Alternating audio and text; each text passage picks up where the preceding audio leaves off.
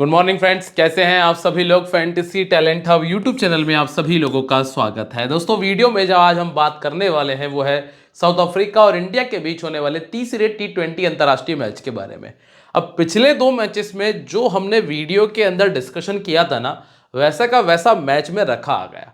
अब इस मैच में ना आपको कुछ चेंजेस नजर आएंगे, वो मैं आपको बताने वाला हूं, और मैच में क्या कुछ संभव है उसके बारे में डिस्कशन करेंगे। क्योंकि अगर हम प्लेयर्स के परफॉर्मेंस की बात करें तो पिछले दो मैचेस में आपको यह तो समझ में आ गया होगा कि कौन फॉर्म में है और कौन फॉर्म में नहीं है। ठीक है, अब मैं आपको यह बताने वाला हूं कि कौन किस कंडीशन में आपको परफॉर्मेंस करके देगा, इसके बारे में हम चर्चा कर लेंगे। हालांकि दोस्तों, इंडिया बहुत सारे एक्सपेरिमेंट कर रही है जिसकी वजह से इंडिया को ही नुकसान हो रहा है।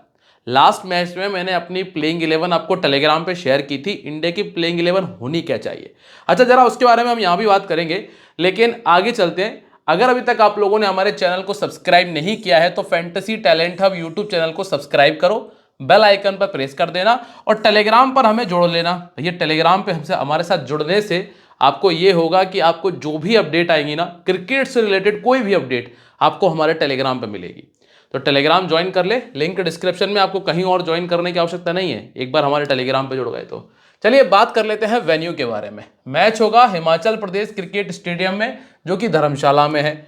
अब इस मैदान पर ना टोटल 8 मैचेस खेले गए, जिनमें से 4 बार पहले बैटिंग करने वाली टीम ने और 4 बार सेकंड बैटिंग करने वाली टीम ने मैच को विन किया है। अगर हम ड्यू की बात करें, ड्यू की कंडीशन क्या होती है कि अगर हवाएं तेज हैं तो ड्यू नहीं आएगा, अगर हवाएं स्लो हैं, हवा नहीं है, तो ड्यू के चांसेस बढ़ जाते हैं। अब चूंकि हिमाचल प्रदेश में धर्मशाला में मैच है, ऊंचाई पर, बहुत ऊंचाई पर ये ग्राउंड है, तो ड्यू के चांसेस थोड़े से कम ही रहते हैं। अधिकतर आपको ड्यू थोड़ा सा कम ही देखने मिलता है, क्योंकि जितना ऊंचा हवा उतनी तेज आपको देखने मिल जाती है। अभी चांसेस हैं कि ड्यू नहीं होगा, तो दोनों इनिंग्स में कोई बहुत ज्यादा अंतर नहीं है। इसीलिए आपने रिकॉर्ड में भी वही देखा, 4 बार पहले बैटिंग करने वाली टीम ने मैच को जीता और 4 बार सेकंड बैटिंग करने वाली टीम ने मैच को जीता है। अगर हम पिछले कुछ मैचेस उठाकर देखें ना, तो श्रीलंका ने 146 बनाया था, इंडिया ने बनाया 148। ठीक है, श्रीलंका ने 183 बनाया, इंडिया ने वो भी चेस कर लिया। जब न्यूजीलैंड ने 142 बनाया था, वो ऑस्ट्रेलिया चेस नहीं कर पाया था। और जब बांग्लादेश ने 180 बनाया था, खैर ये तो ओमान है तो इससे तो हम उम्मीद कर भी नहीं सकते। अब आप यहां पे स्कोर करने वाला प्लेयर देखें, दसुन सनाका 74 छठवें नंबर पे बैटिंग कर रहा था। पतुम निशांका ओपन कर रहे थे, तमीम इकबाल ओपन कर रहे थे और मार्टिन गप्टिल ओपन कर रहे थे। तो 3 मैचेस में जो प्लेयर ओपन कर रहा था उसने अच्छा स्कोर करके दिया। और अगर आप पावर प्ले की स्थिति देखोगे ना, तो इस मैच में देखोगे तो 3 विकेट आ गए। यहां पर सिर्फ 32 रन बन पाए थे, यहां पे सिर्फ 29 रन बन पाए थे और यहां पे 58 रन बन गए थे। तो कुल मिलाकर एक चीज तो हमें समझ में आ गई, पावर प्ले उतना अच्छा गया नहीं जितना अच्छा T20 का पावर प्ले जाना चाहिए। पावर प्ले में लगभग 30-35 रन बन रहे हैं, तो ज्यादा नहीं है। अब चूंकि एक तरफ इंडिया एक तरफ साउथ अफ्रीका खेल रही है, तो हम ये कह सकते हैं कि हाँ 45-45 तक गाड़ी पहुंच जाएगी, 45-50 तक। ठीक है, अब आप सेकंड इनिंग उठाकर देखेंगे तो नंबर 3 पे श्रेयस अय्यर ने 73 बना दिया और पावर प्ले में 47 रन आए थे। नंबर 3 पर ही श्रेयस अय्यर ने 74 का स्कोर किया, पावर प्ले में 46 रन थे। ठीक है, उस्मान ख्वाजा नंबर 1 पर बैटिंग कर रहे थे, पावर प्ले में 50 रन आया, 1 विकेट आ गया। और Jatinder Singh 35 run plus 2 wicket थे। चूंकि ओमान की टीम से हम ज्यादा उम्मीद करते नहीं, तो उसको छोड़ दो। बाकी मैचेस में भी यही हमने देखा है कि टॉप 3 से स्कोर आ गया। 2 बार तो श्रेयस अय्यर ने ही स्कोर किया और पावर प्ले में लगभग 1 विकेट हमने देखा है। तो पावर प्ले में कम से कम 1 विकेट आपको सेकेंड इनिंग में देखने मिल जाएगा, प्लस आपको जो रन है वो 50 के आसपास देखने मिल सकते हैं। अब अगर हम ट्रेडिंग करने जा रहे हैं तो पहली इनिंग में थोड़ा सा आपके लिए चांसेस 50-50 वाले रहेंगे, तो पहली इनिंग में बचिएगा। सेकंड इनिंग में 50 तक अगर गाड़ी जाती है तो आप आराम से यस करके चल सकते हैं। अब आप विकेट देखें, देखो स्पिनर को ना यहाँ पे बहुत ज्यादा विकेट मिले नहीं है। यहाँ पे 1 विकेट, यहाँ 2 विकेट, यहाँ 3 और यहाँ पे टोटल 5 विकेट। स्पिनर को ज्यादा विकेट नहीं मिले, जो ज्यादातर विकेट हैं वो फास्ट बॉलर्स के खाते में है। इसीलिए आप थोड़ा सा फोकस करके चलिएगा फास्ट बॉलर्स के ऊपर। चूंकि दोस्तों यहाँ पे आपको अर्ली स्विंग देखने मिल सकता है, अर्ली स्विंग मिलने का कारण थोड़ा सा आप वहां पे हवाएं ज्यादा देख पाएंगे, इस वजह से स्विंग के चांसेस भी थोड़े से बढ़ जाएंगे। और फिर थोड़ा सा एटमॉस्फेयर, जो वातावरण है वहां का, वो इस तरीके का है कि जो बॉल है ना वो वहां पे लहराती हुई आपको नजर आएगी। ठीक है, अब दोनों टीमों के head to head. Last match में इंडिया हार गई सेकंड बैटिंग करके, टॉस जीती, सेकंड बैटिंग की हार गई। यहाँ साउथ अफ्रीका ने टॉस जीता, सेकंड बैटिंग की हार गए, जबकि दोनों जगह पर सेकंड बैटिंग करने वालों को फायदा था, उसके बावजूद भी टीम चेस नहीं कर पाई। अब ऐसा हुआ इसलिए कि पावर प्ले में यहाँ विकेट चले गए थे और पावर प्ले में यहाँ पर भी विकेट ज़्यादा चले गए थे। इस वजह से ऐसी स्थिति बनी थी कि सेकंड बैटिंग करने वाली टीम चेस नहीं कर पाई। क्विंटन डीकॉक का 90 आया, फेरारिया के 30 आए थे, बार्टमैन के 4 विकेट, सिपामला के 2 विकेट और एनगीडी के 2 थे। यहां पर ना तिलक का 62 था, वरुण चक्रवर्ती के 2 थे, हार्दिक पांड्या 59, हर्षदीप 2, बुमराह 2, चक्रवर्ती 2, अक्षर 2, एनगीडी के 3 और सिपामला ने 2 विकेट निकालकर टीम को दिए थे। अब हम जरा टीम्स की चर्चा कर लेते हैं। लास्ट मैच में काफी सारे कमेंट्स ऐसे देखने मिले हैं। अब जो गिल को ज्यादा पसंद करता है उन्होंने लिख दिया कि गिल से तुम्हारी क्या दुश्मनी है, किसी ने लिख दिया कि यादव के बारे में ऐसा नहीं बोलना था। देखो दोस्तों, मेरा पर्टिकुलर किसी कास्ट को लेकर, पर्टिकुलर किसी सिंगल प्लेयर को लेकर कोई मैं किसी को टारगेट नहीं कर रहा हूं। मेरा है कि लक्ष्य ये कि इंडिया टीम अच्छा खेले, इंडिया टीम जीते। कहीं ना कहीं हम भी सपोर्टर है सूर्य कुमार, ना मेरी सूर्य कुमार यादव मुझे कोई ऐसा है कि भाई मुझे बुरा लग रहा है, ना ही मुझे गिल बुरा लग रहा है। स्थिति ये है कि वर्तमान में ये जो प्लेयर्स हैं, चाहे देखो अंतर्राष्ट्रीय खेल रहे हैं तो अच्छे प्लेयर तो हैं, इसमें कोई दो राय नहीं कि अंतर्राष्ट्रीय खेल रहे हैं तो बेकार प्लेयर है। अंतर्राष्ट्रीय वही प्लेयर जा पा रहा है जो अच्छा खेल रहा है, नहीं तो हर किसी की बस की नहीं है। अगर आप में टैलेंट नहीं 10 दिन में बाहर आ जाओगे।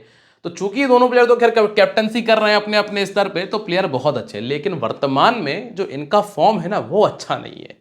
और जब फॉर्म अच्छा नहीं है और वर्ल्ड कप सिर्फ 2 महीने दूर है, सिर्फ 2 महीने दूर वर्ल्ड कप है, तो ऐसे में ना ऐसे प्लेयर को ट्राई कर लिया जाए जो फॉर्म में अच्छा चल रहा हो। तो एक्सपेरिमेंट थोड़े ऐसे कर लिए जाए जो काम आ जाए। ऐसे एक्सपेरिमेंट काम नहीं आएंगे कि अक्षर पटेल को नंबर 3 बैटिंग करने भेज दिया, ये एक्सपेरिमेंट काम नहीं कर पाएंगे। एक्सपेरिमेंट काम कुछ ऐसे करेंगे। अब दोस्तों देखो, ये तो है जो प्लेइंग 11 आपको वर्ल्ड कप में भी नजर आएगी, पर अगर मैं अपनी बात करूं, मेरी तरफ से जो होना चाहिए वर्ल्ड कप की टीम, जिसमें अभिषेक शर्मा तो रहेंगे ओपन, फिर यहां पे आना चाहिए जायसवाल, फिर नंबर 3 पे आपको मिलना चाहिए संजू सैमसन या फिर रजत पाटीदार। इन दोनों में से कोई एक मिलना चाहिए विकेट कीपर के तौर पे, ठीक है। Tilak Varma as it is रहेंगे, ठीक है, ये आपको एज इट इज मिल जाएंगे।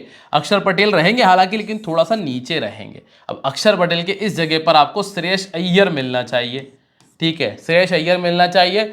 अक्षर पटेल है, हार्दिक पांड्या भी है, शिवम दुबे के स्थान पे आपको नितेश रेड्डी मिलना चाहिए। नितेश रेड्डी मिलना चाहिए, नया लड़का है और सभी तरह के गेंदबाजों को खेल लेता है। शिवम दुबे फंसे पड़े हैं, फास्ट बॉलर के सामने बल्ला चलता ही नहीं है। स्पिनर के सामने आप चाहे छक्के बढ़वा लो, लेकिन फास्ट बॉलर आते हैं वहां गच्चा कर जाते हैं। तो नितेश रेड्डी को मौका मिलना चाहिए। बाकी जितेश शर्मा के स्थान पे हम ऑलरेडी विकेट कीपर ले चुके हैं, संजू सैमसन, ये होना चाहिए। अब चूंकि दोस्तों हमारी सुन कौन रहा है, हमारी तभी सुन पाएंगे जब आप लोग वीडियो को शेयर कर देंगे या इतना सेक्शन काट के कहीं रील वील में डाल देंगे, नहीं तो हमारी सुनेगा कौन, ठीक है। क्योंकि हमारी आवाज़ तो आप ही लोग हो। अगर आप लोग नहीं शेयर करोगे, आप लोग ज़्यादा लोगों तक नहीं पहुंचाओगे, तो किसी को कोई खैर खबर नहीं है, ठीक है। अर्शदीप आपको पावर प्ले में वरुण चक्रवर्ती और बुमराह के साथ में मिल जाएंगे, एक ओवर अक्षर भी डाल सकते हैं, ठीक है। इस मैदान पर इन खिलाड़ियों के मैचेस नहीं है, ठीक। चलिए आगे बढ़ते हैं, अभिषेक शर्मा जी की बात कर लेते हैं। शर्मा जी के बारे में थोड़ा विचार विमर्श की ज़्यादा आवश्यकता है नहीं। खिलाड़ी तगड़ा है, शुरुआत एग्रेसिव ही करता है, ठीक है। इस मैच में भी शुरुआत वैसी हुई, लेकिन मैंने आपको पहले मैच में क्या बताया था, Marco Jansen versus Abhishek Sharma, मामला टक्कर का रहेगा। क्योंकि क्या है, जो मार्को येंसन का बॉल है ना वो थोड़ा एक्स्ट्रा बाउंस लेता है और वो दिक्कत करता है। कभी कभी बाउंस नहीं लेता तो वो ज़्यादा परेशान करता है, क्योंकि आप जब बैटिंग कर रहे होते तो आप उस अनुमान से खेलने लगते हैं कि बॉल ज़्यादा बाउंस करेगा, लेकिन कभी नहीं करता तो आप हल्का सा उसमें अपना पोजीशन खो बैठते हैं और उसमें विकेट चला जाता है। और वही हुआ लास्ट मैच के अंदर भी। तो अगर इनको बड़ा स्कोर करना है तो मार्को येंसन को छोड़ना पड़ेगा, उसके में ना चलाएं तो ज़्यादा बेहतर रहेगा, ठीक है। मार्को येंसन को छोड़ना पड़ेगा, एमजे को। कंफर्म है, नो डाउट टीम में रहेंगे। अब यहाँ एक बात बता दूं, देखो भाई, शुभमन गिल और अपने क्या नाम है उनका, यादव जी, सूर्य कुमार यादव, इन दोनों में से इस मैच में एक के बल्ले से आपको 35 से 40 का स्कोर मिलेगा, ये तय है। इन दोनों में से एक इस मैच में आपको 35 या 40 का स्कोर देने वाला है। अब आप शुभमन गिल को लेके चलेंगे या सूर्य कुमार यादव को, ये आप खुद तय कर सकते हैं। हालांकि इन दोनों में से एक के बैट से आपको इस मैच में 40 रन का स्कोर देखने मिल जाने वाला है। सेकंड बैटिंग करते हुए शुभमन गिल का रिकॉर्ड उतना अच्छा नहीं है, पहले बैटिंग करते हुए भी एवरेज ही है और ऑर्थोडॉक्स इनको परेशान करता है, प्लस लेग स्पिन इनको दिक्कत देती है। फिर आपको मिलते हैं सूर्य कुमार यादव। मैं बता चुका हूं इन दोनों में से किसी एक के बैट से आपको 40 का स्कोर मिलेगा। अब आप तय कर लेना कि आप किसको लेके चलोगे, ठीक है। अब आते हैं हम नंबर 4 पे, तिलक वर्मा। तिलक वर्मा अच्छा प्लेयर है, इसके बारे में कोई आपको डाउट करने की जरूरत नहीं है, ये खेल रहा है, इसको लेके चल सकते हैं। फिर आते हैं अक्षर पटेल। अच्छा, तिलक वर्मा की एक खासियत है, पहले बैटिंग करते हुए उतना अच्छा नहीं खेलते जितना अच्छा सेकंड बैटिंग करते हुए खेलते हैं। 15 मैचेस में 450 बना चुके हैं, इससे आप अंदाजा लगा सकते हैं।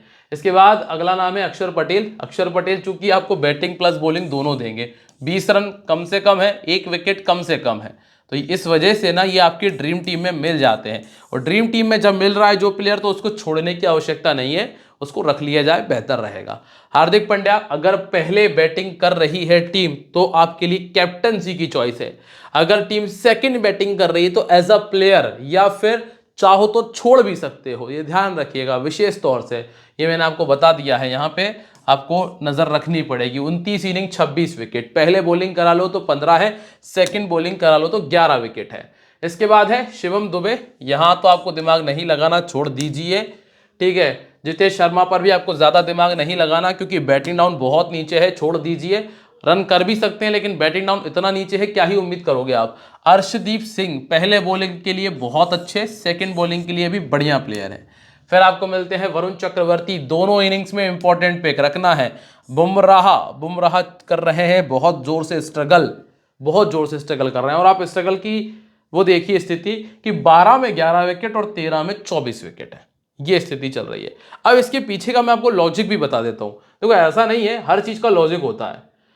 आप कहोगे कि बुमराह का रिकॉर्ड कमजोर होता जा रहा है, 25 में 35 विकेट ही मिले हैं, लेकिन समस्या पता है कहां है? समस्या यहां है कि पहला ओवर लेकर आ जाते हैं या तो अर्शदीप या फिर हार्दिक पांड्या, ठीक है। अब नई गेंद का इस्तेमाल तो खत्म हो गया क्योंकि पहला ओवर इनका, दूसरा इनका और तीसरा ओवर फिर इनका, और अगर इनका अच्छा चला गया तो चौथा ओवर भी इनका रिपीट हो जाता है। और अगर इनका अच्छा नहीं होता है तो कहीं जाकर बुमराह का 1 ओवर आता है। अब 4 ओवर यहां खत्म।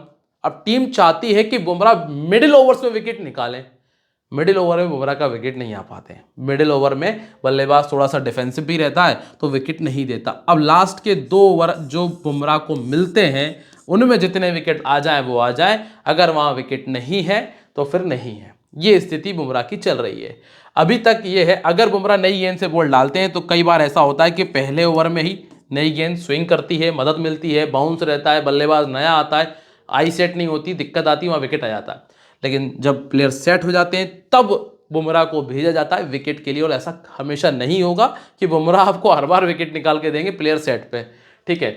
अब आते हैं साउथ अफ्रीका की तरफ। दोस्तों अगर आपको चीजें मेरी समझ में आती जाए ना तो वीडियो को लाइक और कमेंट मार दीजिएगा, तभी मजा है, ठीक है। आप लोगों से चर्चाएं होती है, कमेंट पढ़ता हूं मैं आपके सारे। भैया क्या है, de Kock, Henriques, Markram, Brevis, Miller और फेरारिया, ये मेन बैटिंग डिपार्टमेंट है। मार्को एंसन पावर प्ले में 3 डाल दिए पिछले मैच में क्योंकि अच्छा निकल गया था पावर प्ले, इस वजह से।